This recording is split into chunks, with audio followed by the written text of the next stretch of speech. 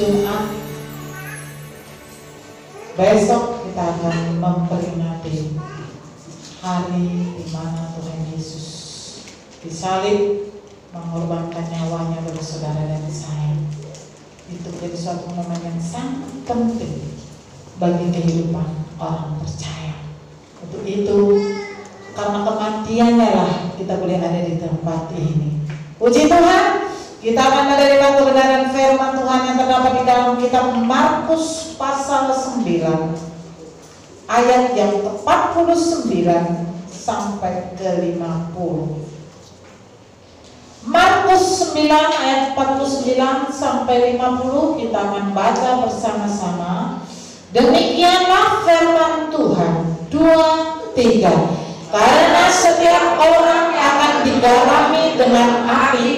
Garam memang baik, tetapi jika garam menjadi hambar, dengan apakah kamu mengasinkannya? Hendaklah kamu selalu mempunyai garam dalam dirimu dan selalu hidup berdamai yang seorang dengan yang lain. Haleluya. Saudaraku yang dikasihi Tuhan, pasti kita semua orang mengenal garam. Karena di setiap rumah, baik itu rumah orang kaya maupun orang yang sederhana, pasti ada garam. Berarti garam ini mempunyai peranan yang penting dalam kehidupan sebuah rumah tangga atau dalam kehidupan manusia. Sehebat apapun masakan saudara, apabila tidak ada garam, itu hambar rasanya. Sekalipun yang saudara masak adalah daging atau ikan kakap yang sangat lezat, saudara bisa tidak memakai bumbu yang lain. Kalau kita lihat di pedalaman itu, mereka hanya pakai garam, nggak pakai bumbu yang lain.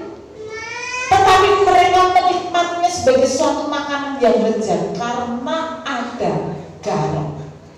Saudaraku yang dikasihi Tuhan, maka firman Tuhan saat ini akan mengajarkan kepada kita bahwa kita ini sebenarnya juga adalah garam bagi orang lain. Matius 5 ayat ke-13.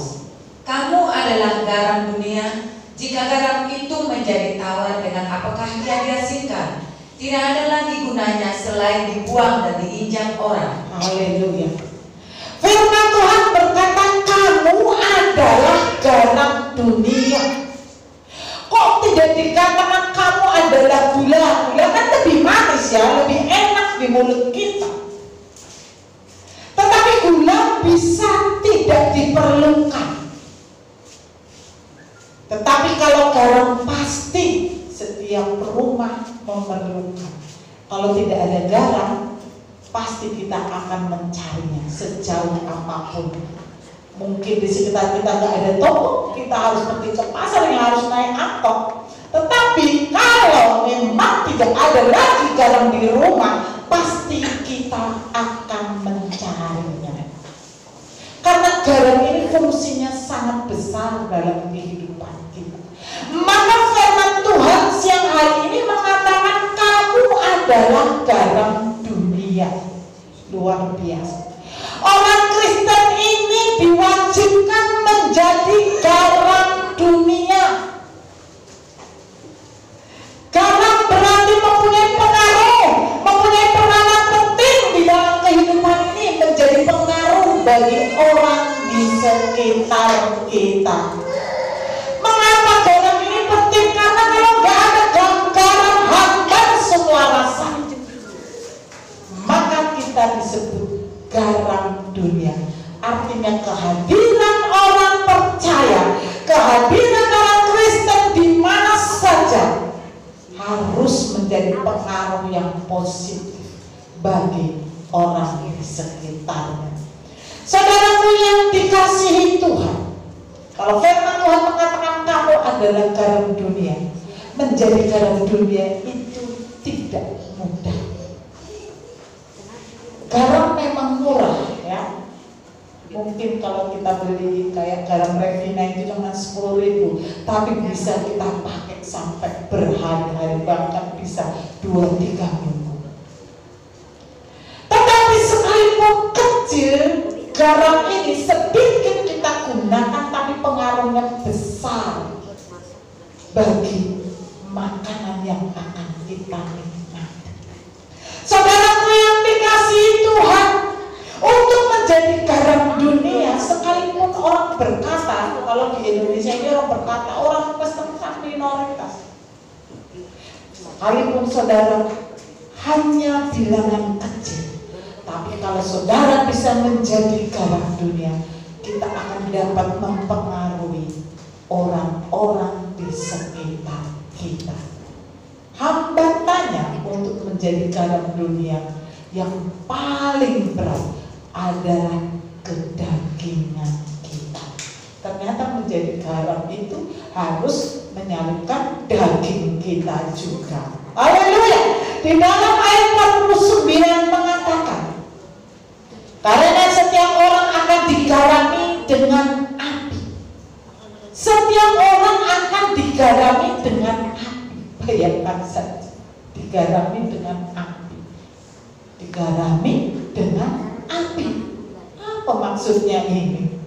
Maksud daripada ayat ini digarami dengan api itu menunjukkan bahwa kita setiap orang percaya, khususnya orang Kristen yang mengaku Yesus Kristus adalah Tuhan, harus siap digarami dengan api. Artinya harus siap untuk dimurnikan, disucikan, harus siap menghadapi persoalan, menghadapi tantangan, menghadapi masalah yang menjadi garam dalam kehidupan kita.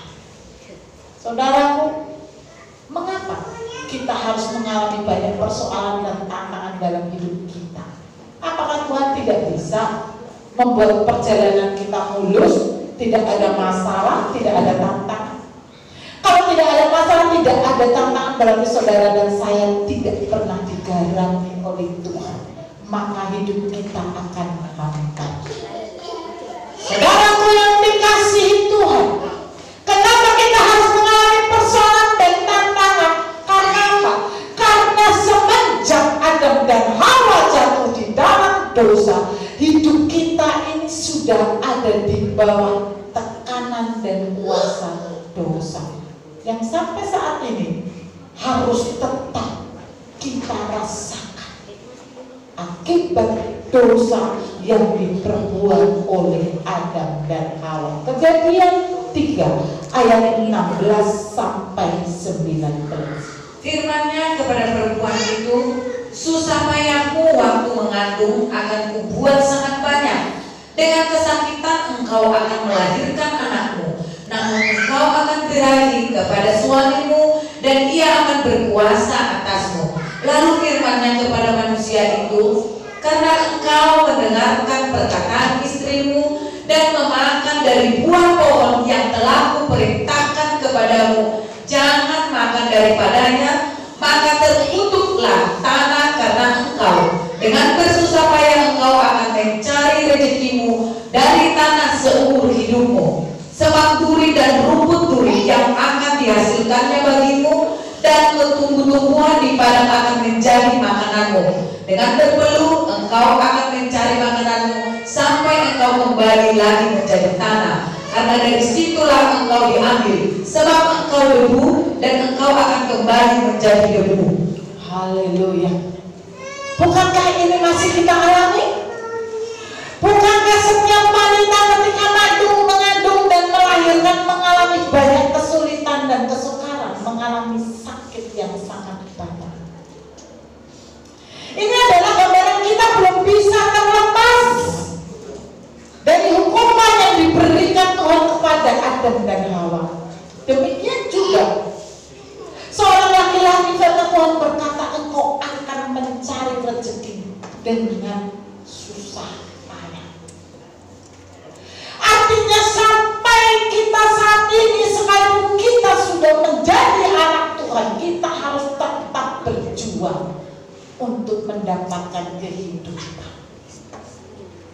Bahkan firman Tuhan berkata, semak dan rumput duri akan engkau hasilkan. Mana ada orang menabur semak dan rumput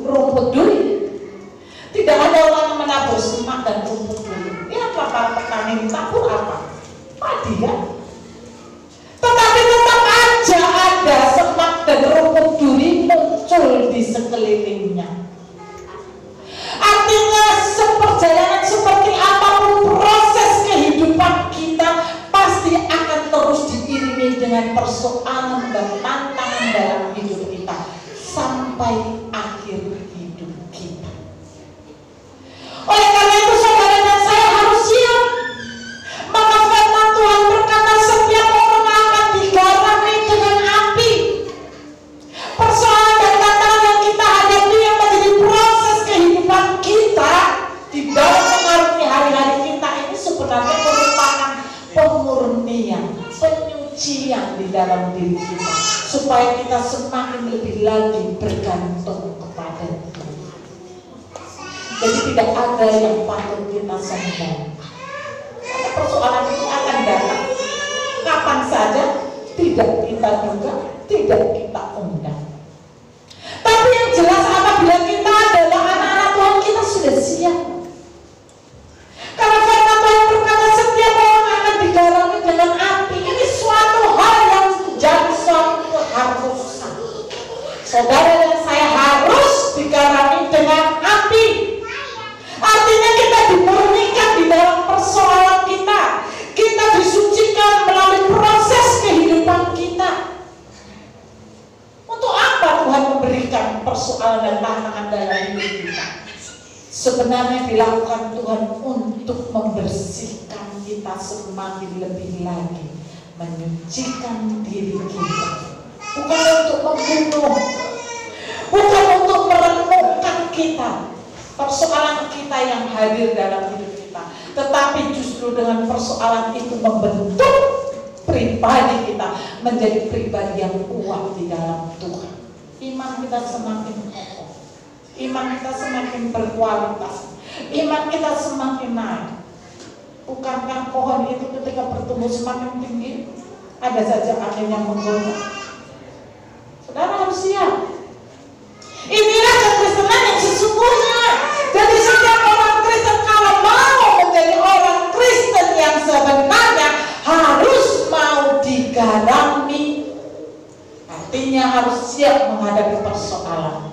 Dan juga sekaligus harus menjadi garam dunia. Yang artinya setelah kita digarami, dimurnikan dan disucikan oleh Tuhan, kita bisa menjadi pengaruh bagi orang lain di sekitar kita. Jadi setiap orang Kristen sebenarnya dituntut untuk mempresentasikan Tuhan, mempresentasikan keberadaan Tuhan di dalam diri kita melalui sikap, perkataan, perbuatan, karakter kita ada Tuhan di dalamnya. Tuhan tidak kelihatan. Bagaimana orang lain bisa percaya tentang Tuhan kalau kita yang berbicara Tuhan tidak mempresentasikan Tuhan di dalam diri kita? Orang yang tidak mengenal Tuhan akan mengenal Tuhan ketika saudara dan saya menjadi garam dunia. Haleluya! Saudaraku yang dikasih Tuhan, bahkan garam ini mempunyai peranan yang sangat penting pada zaman perjanjian lama di bangsa Israel. Bangsa ini hari itu masih melakukan korban persembahan, yaitu sapi, domba yang dipotong, yang dipersembahkan kepada Tuhan. Tapi ternyata bukan hanya daging yang dipersembahkan oleh Tuhan, tapi ada satu keharusan yang juga dilakukan oleh mereka. Imamat 2 ayat 13. Dan tiap-tiap persembahanmu yang berupa korban sajian haruslah kau bubuhi garam. Janganlah kau lalaikan garam perjanjian Allahmu dari korban sajianmu. Beserta segala persembahanmu haruslah kau persembahkan garam. Haleluya. Ternyata garam ini juga menjadi persembahan. Jadi bukan hanya daging doang yang dibakar sebagai persembahan korban apapun yang dilakukan oleh bangsa Israel, harus disertai dengan garam. Yesaya 43 ayat 23 sampai 24. Sesudah upacara penyucian itu engkau selesaikan, engkau harus mempersembahkan seekor lembu jantan muda yang tidak bercela dan seekor domba jantan dari antara domba-domba yang tidak bercela. Engkau harus membawanya ke hadapan Tuhan, dan imam-imam harus menaburkan garam ke atasnya dan mempersembahkannya sebagai korban bakaran bagi Tuhan. Haleluya. Di kitab Yeskiel pun dikatakan selain persembahan itu tidak bercacat dan bercela, artinya korban yang disampaikan Tuhan itu harus benar-benar yang terbaik. Selain yang terbaik, harus tetap dibumbui dengan garam. Haleluya. Saudaraku yang dikasihi Tuhan, ini sebenarnya menggambarkan persembahan hidup kita sebagai orang Kristen, sebagai orang percaya. Yang hidup kita ini sebenarnya sudah dirusak oleh dosa yang dilakukan oleh Adam dan Hawa, yang dikatakan kedagingan kita ini, yang masih seringkali menguasai kita ini. Firman Tuhan berkata, kalau engkau ingin mempersembahkan menjadi persembahan yang berkenan di hadapan Tuhan, maka tubuh kita, hidup kita ini harus kita persembahkan. Dan ingat, di sini dikatakan harus disertai dengan garam. Apa maksudnya? Saudaraku yang dikasihi Tuhan, sifat manusia kita yang sudah rusak dan penuh dosa ini, yang disebut dengan kedagingan ini, harus dimurnikan lebih dahulu, harus digarami dengan api dulu, harus disucikan terlebih dahulu. Jadi bukan hanya tubuh kita yang kita berikan, Bapa mempersembahkan tubuhku, tetapi tubuh yang sudah dimurnikan, sudah disucikan, sehingga menjadi persembahan yang berkenan di hadapan Tuhan. Dimurnikan artinya kedagingan kita harus kita matikan terlebih dahulu, maka kita akan menjadi persembahan yang hidup di hadapan Tuhan. Roma 12 ayat 1. Karena itu saudara-saudara, demi kemurahan Allah aku menasihatkan kamu supaya kamu mempersembahkan tubuhmu sebagai persembahan yang hidup, yang kudus dan yang berkenan kepada Allah. Itu adalah ibadahmu yang sejati. Haleluya. Jadi ibadah kita yang sejati itu mempersembahkan tubuh kita, daging kita ini menjadi persembahan yang hidup.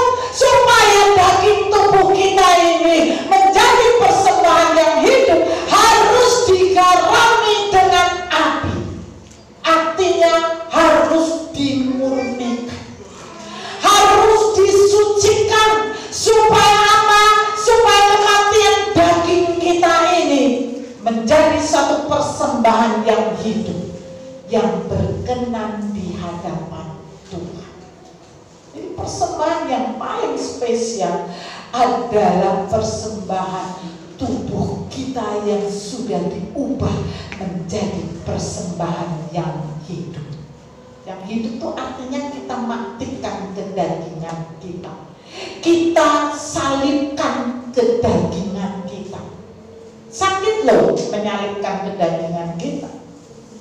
Saya coba saudara gores, mungkin luka ada di daging saudara, di kulit saudara, coba saudara bubuhi dengan garam, sakit nggak? Sakit dan perih. Demikian juga kekristenan kita.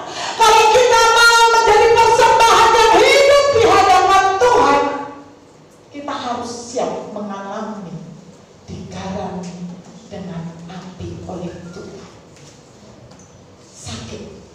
Sakit sekali kalau luka ini digarami pakai garam. Luar biasa sakitnya. Kenapa ini harus dilakukan?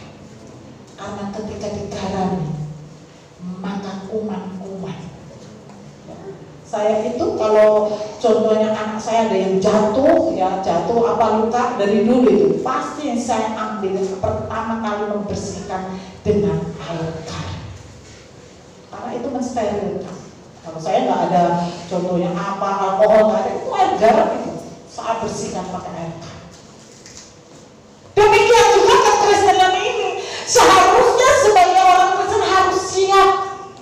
menghadapi pemurnian, menghadapi penyucian yang kita alami hari lepas hari kita.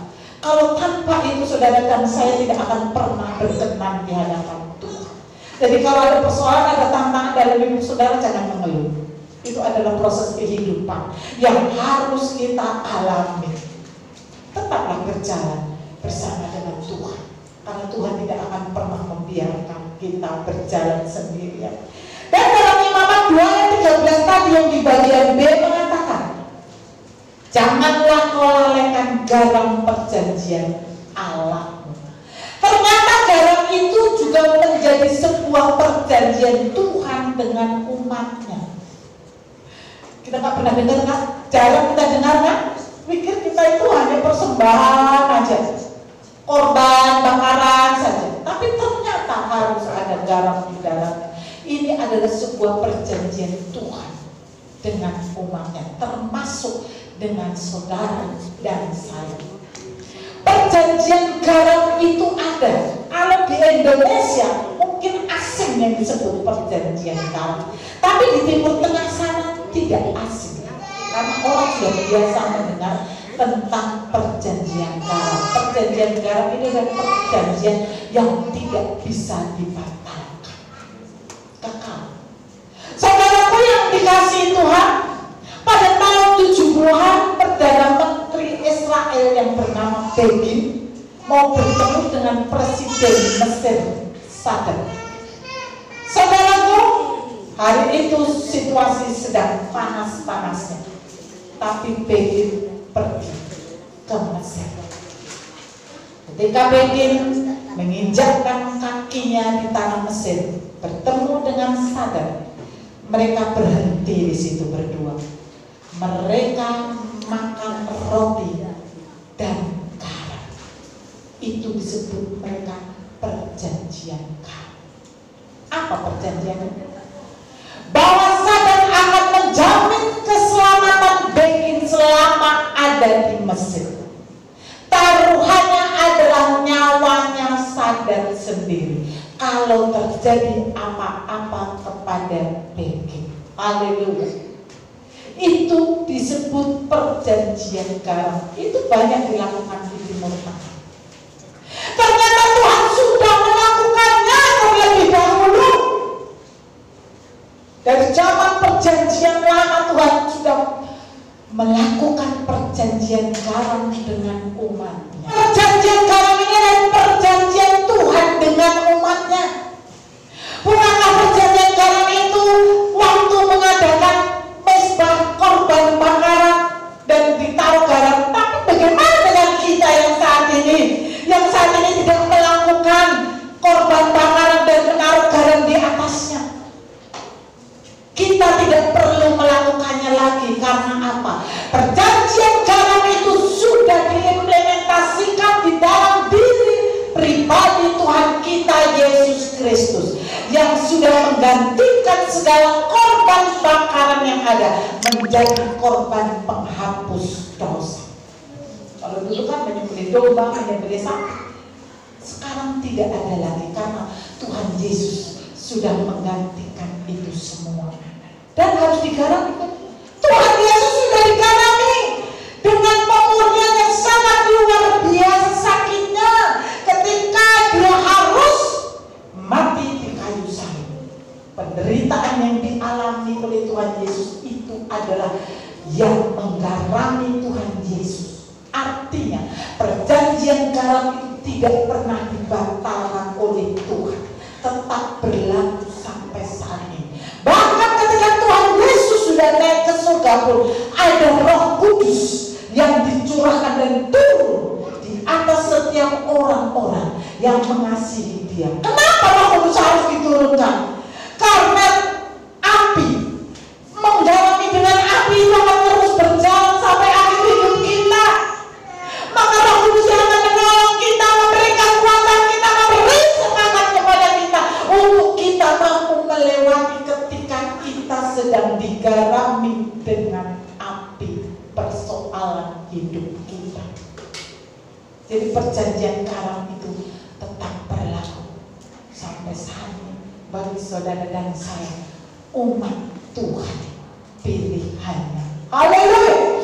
Saudaraku yang dikasihi Tuhan, Tuhan ingin kita menjadi garam, yaitu garam dunia. Tapi sebelum menjadi garam dunia, saudara dan saya harus mau digarami. Kalau saudara dan saya tidak mau digarami, tidak mungkin saudara akan menjadi garam dunia. Digarami itu artinya sudah tahu kan, akan kita alami banyak proses di dalam kehidupan kita. Tetapi ingat, orang yang semakin banyak mengalami pengujian, mengalami persoalan, mengalami tantangan dalam hidup, bukannya hancur kalau dia tetap berpegang kepada Tuhan. Dia akan muncul lebih indah dan lebih manis lagi. Ayub 23 ayat 10. Karena ia tahu jalan hidupku, seandainya ia menguji aku akan timbul seperti emas. Haleluya. Jadi pengujian yang kita terima dalam hidup kita hari ini bukan bertujuan untuk menghancurkan kita, bukan, tetapi tujuannya adalah semakin memurnikan kita. Maka firman-Nya berkata, aku akan muncul seperti emas. Haleluya. Emas itu semakin dibakar semakin indah. Bahkan garam, saudaraku yang dikasih Tuhan, garam itu kalau terbakar justru dia akan semakin mengkristal dan warnanya lebih cemerlang. Kalau contohnya ada sesuatu yang kita bakar dan di dalamnya ada garam, maka yang lainnya akan terbakar menjadi abu, kan? Menjadi abu yang tentunya warnanya gelap, ya kan, abu-abu, pokoknya warnanya suram. Tetapi kalau ada garam di dalamnya yang ikut terbakar, garam ini beda warnanya, dia lebih cemerlang daripada abu yang di sekitarnya. Haleluya. Artinya kekristenan kita ini ketika kita digarami dengan api, digarami dengan persoalan dalam hidup kita, kita tidak akan terbakar, tetapi justru kita akan lebih bersinar daripada orang-orang di sekitar kita yang tidak mengenal Tuhan. Jadi saudara dan saya harus tahu bahwa garam itu sangat penting dalam hidup kita, menyucikan kita, memurnikan kita, dan menjadikan kita juga menjadi garam bagi orang lain. Bagaimana mungkin saudara menjadi garam dunia kalau kita tidak memiliki garam di dalam diri kita? Haleluya. Ayat 50 mengatakan, garam memang baik, tetapi jika garam menjadi hambar, dengan apakah kamu mengasinkannya?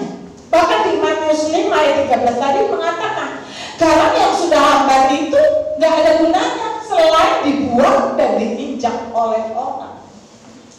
Artinya saudaraku yang dikasihi Tuhan, sebagai orang Kristen seharusnya kita dapat mempertahankan rasa garam di dalam diri kita. Bukan berarti rasa garam itu artinya kita itu menjadi asin, bukan. Tetapi kita harus mempertahankan rasa di dalam diri kita, artinya mempertahankan eksistensi saudara sebagai orang Kristen yang sesungguhnya, yang menjadi pengaruh bagi orang di sekitarnya. Gak gampang kan mempertahankan eksistensi kekristenan kita, sehingga orang lain melihat kita, iya, orang Kristen itu luar biasa. Itu namanya kita mempertahankan rasa atau eksistensi kita sebagai orang percaya. Kalau eksistensi kita ini sudah hilang dan tidak ada lagi karena pemberontakan kita, karena kita tidak mau digarami, karena kita lari dari panggilan kita, tidak akan ada lagi yang dapat kita lakukan. Buru-buru menjadi garam dunia, kita sendiri saja tidak digarami.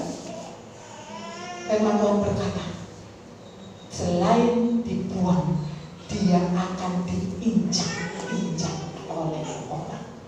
Artinya tidak ada artinya lagi kehidupannya. Haleluya. Maka di ayat 50b mengatakan, hendaklah kamu selalu mempunyai garam dalam dirimu dan selalu hidup berdamai yang seorang dengan yang lain. Haleluya. Kita harus memiliki garam kalau kita mau jadi garam dunia. Jangan pernah mimpi kau menjadi garam dunia kalau tidak ada garam dalam hidupmu. Maka firman Tuhan berkata, hendaklah kamu selalu mempunyai garam dalam dirimu. Saudara yang dikasihi Tuhan, kita harus tahu apa sebenarnya fungsi garam ini pada umumnya. Kita mau belajar. Adakah kekristenan ini kaitannya dengan fungsi garam? Kita lihat. Yang pertama, garam itu memberikan rasa, menyedapkan masakan kan? Sehebat apapun masakan kita nggak akan ada rasanya apabila tidak ada garam. Seharusnya kekristenan kita ini memberi rasa kepada orang lain di sekitar kita, rasa aman, rasa senang, rasa damai yang harus dirasakan oleh orang di sekitar kita. Bukan rasa permusuhan, bukan rasa kebencian, tetapi rasa sayang. Kalau kita hidup di dalam sebuah komunitas dan saudara menjadi garam di tengah-tengah mereka, ketika saudara tidak ada, pasti dicarinya. Mana si Adi? Bukankah kalau nggak ada garam di rumah kita cari? Kemanapun pasti kita cari supaya terus ada. Artinya kekristenan kita ini harus memberikan rasa kepada orang lain, yaitu rasa yang positif, yang boleh menguatkan yang lemah, mendoakan yang bermasalah, sehingga kita akan menjadi pengaruh yang positif kepada mereka. Dan yang kedua, garam ini bisa mengurangi rasa asin di dalam sebuah makanan yang terlalu asin, seperti ikan asin.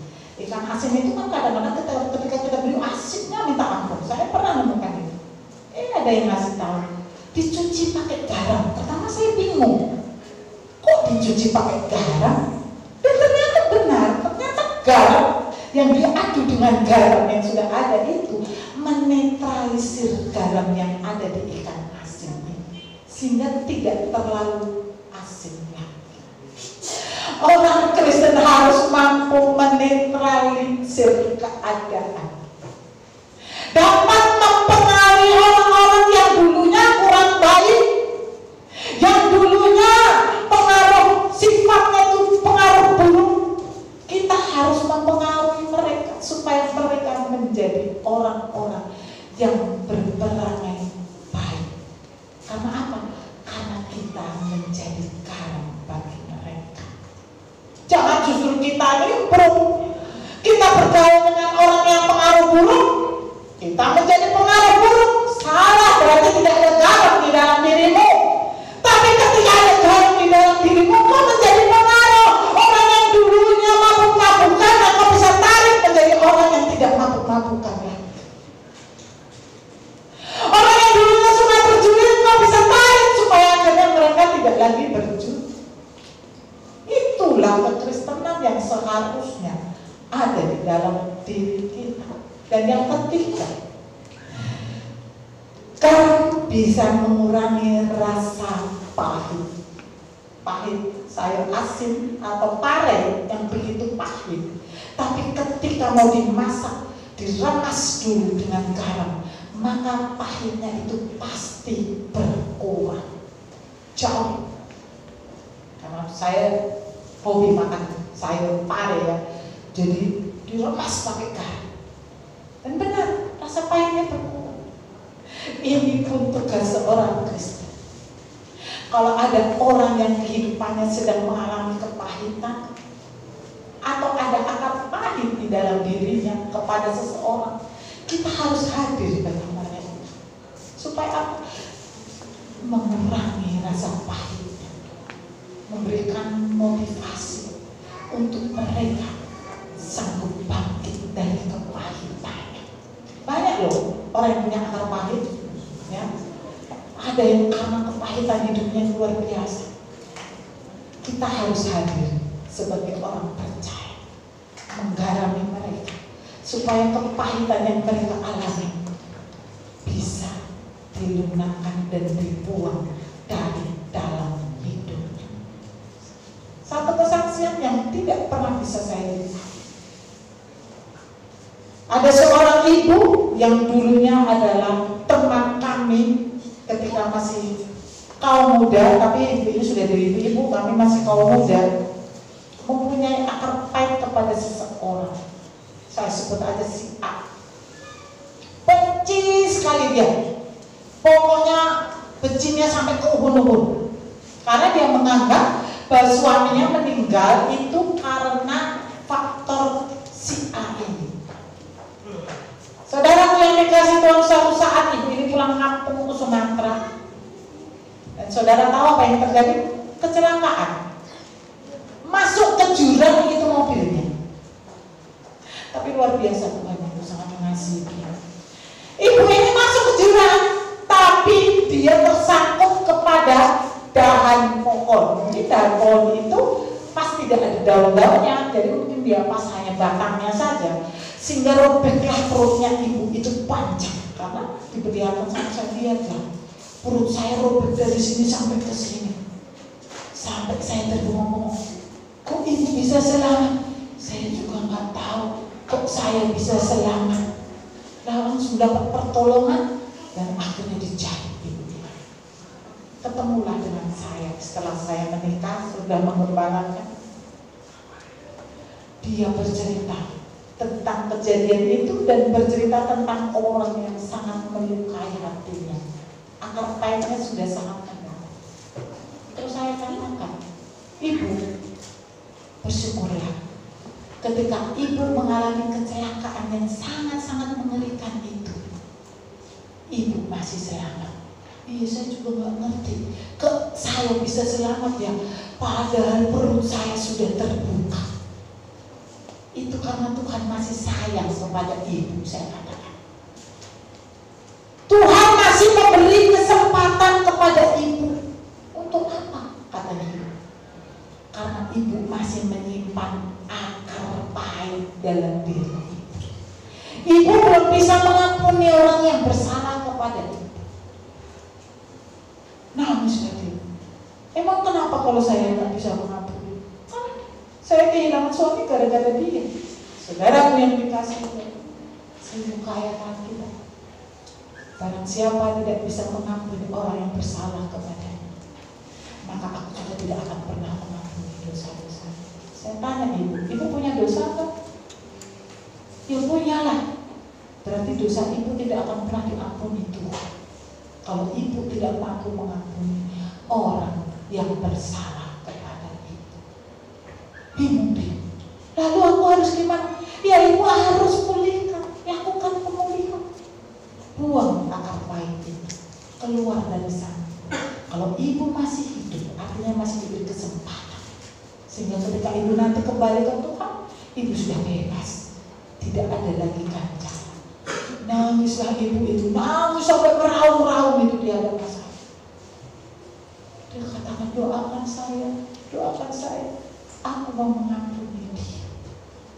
Aku mau membuang akar pahit yang ada di dalam diriku ini, supaya ketika aku nanti mati tidak menjadi penghalang bagi aku masuk dalam kerajaan surga. Luar biasa. Seharusnya inilah yang dilakukan oleh orang Kristen, mempengaruhi orang-orang yang hidupnya mengalami kepahitan yang ada akar pahit, bukan menambahinya. Banyak orang Kristen ini menjadi sumber masalah. Kalau dilihat si A ini buruk dan si B ini punya akar pahit, dipengaruhi, memang itu jahat kok itu. Memang itu gak benar itu salah, itu bukan menjadi garam kita. Justru kita harus memberikan dia jawaban yang tentunya sesuai dengan menjadi berkat supaya apa? Supaya diselamatkan. Nah kalau seperti itu kan nambahin dosa.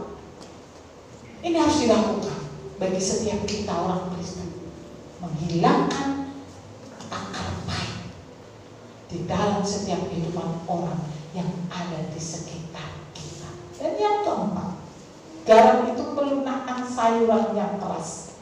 Kalau saudara ingin masak daun singkong, ya kan, diremas dengan garam kan, supaya daun singkongnya lembut, enak dimasak. Kekristenan ini juga dituntut oleh Tuhan untuk dapat melunakkan orang-orang yang berhati keras, berhati kasar, ya, yang tegar tengkuk. Ya, kalau kita melunakkan mereka dengan kita garang, ya mereka tidak akan lunak. Tapi dengan kita lemah lembut menjangkau mereka, maka mereka pun akhirnya mempunyai hati yang penuh dengan kesabaran dan kelemah lembutan juga. Ini juga harus menjadi kewajiban orang Kristen. Sama kan kewajibannya dengan garam. Maka Tuhan mengatakan kamu tidak perlu menjadi seperti gula, tapi jadilah seperti garam. Saudaraku yang dikasihi Tuhan, garam berguna mengawetkan makanan supaya tidak busuk. Ikan-ikan ya, yang sudah contohnya nggak laku bisa diawetkan dengan garam.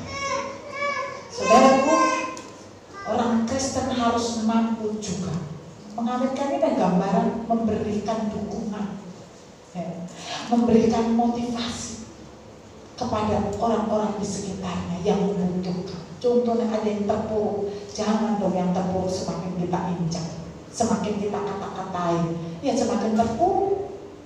Gak mau dia datang beribadah. Tapi justru yang terpuruk inilah kita rangkul, kita berikan semangat, berikan motivasi supaya keterpurukannya itu ditinggalkan dan dia boleh bangkit menjadi pemenang. Demikian juga orang-orang yang berhasil sering dikata-katain oleh orang.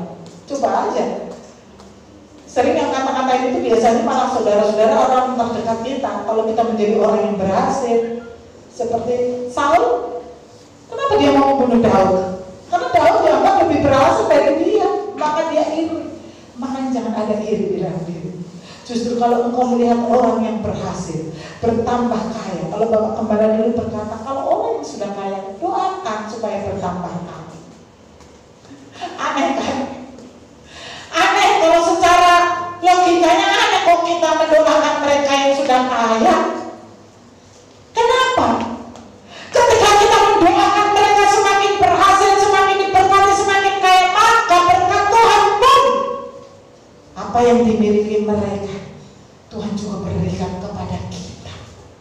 Akhirnya kita pun akan merangkak menyusul mereka yang sudah diberkati Tuhan. Jangan justru kita sakiti, jangan justru kita kata-katain. Gak ada gunanya kata-katain orang. Justru itu akan merusak diri kita sendiri, menghambat berkat tercurah dalam hidup kita. Katakan berkatilah supaya semakin lebih lagi hidupnya, lebih lagi juga mengasihi Tuhan. Pasti ketika kita mendoakan orang yang berhasil, pasti keberhasilan juga akan menular atau menurun kepada kita yang mendoakan. Itu namanya kita mengawetkan, mendukung. Saudaraku, dan yang terakhir, garam itu bisa mencuci sayuran yang ada ulangnya. Brokoli itu banyak ulangnya tuh. Walaupun proteinnya atau gizinya itu sangat tinggi, brokoli itu setiap makanan apa yang gizinya tinggi itu brokoli itu masuk di dalam. Tetapi di dalam brokoli ini banyak ulat-ulat kecil. Saya dulu kaget waktu saya suka beli makanan buat Alia waktu masih kecil, kan sering saya beli brokoli.